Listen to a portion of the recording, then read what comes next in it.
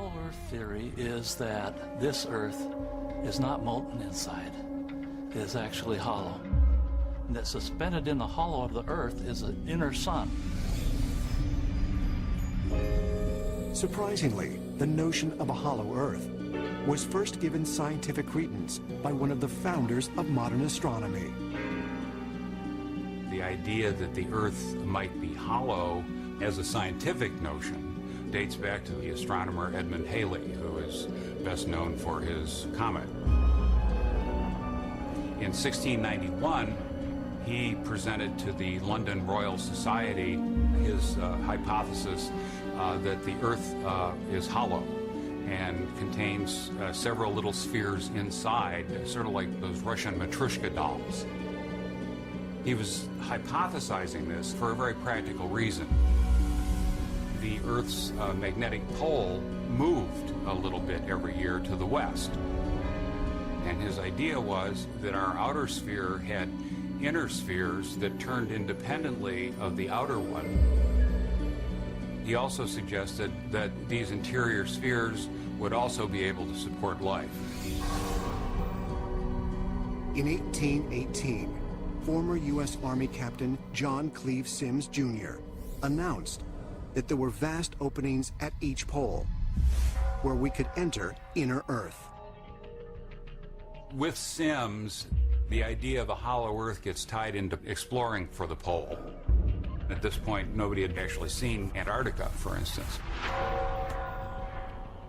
The hollow Earth theory again captured the public's imagination in 1864 with the release of Jules Verne's second novel, A Journey to the Center of the Earth.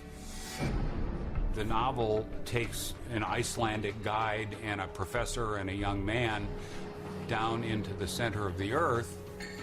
Journey to the Center of the Earth could really have been called a journey to the center of geology. Geology and paleontology were a very hot topic in the early 1860s, and there is a lot of discussion of that in Journey to the Center of the Earth.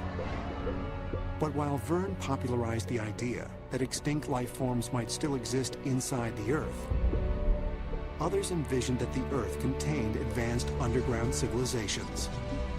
Supposedly, they have advanced technology. They've got ray guns and special weapons, and even they have flying saucers and other craft like that.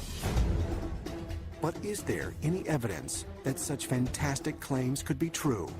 And has anyone actually been to the world within our Earth?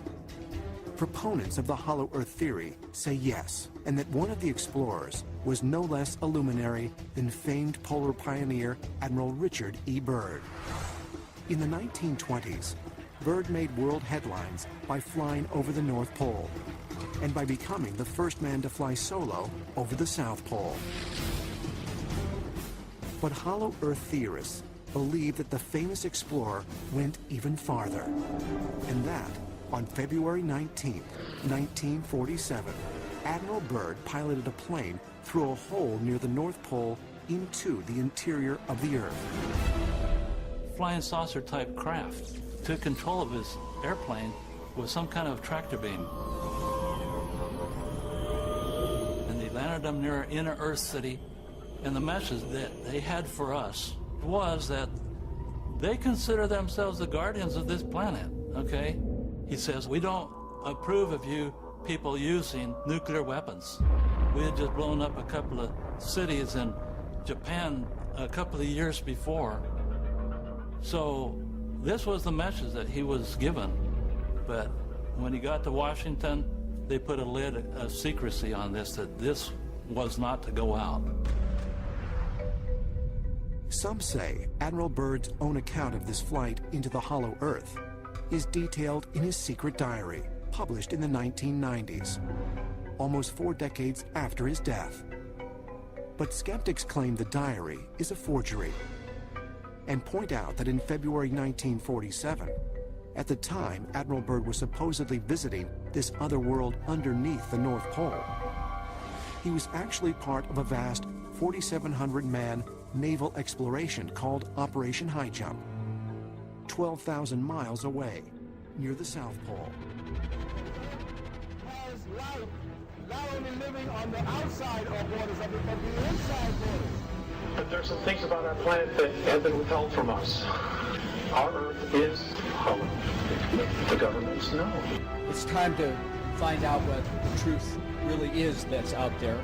We need to do this now because the world's not getting a nicer place to live. To understand what's happening to the planet Earth.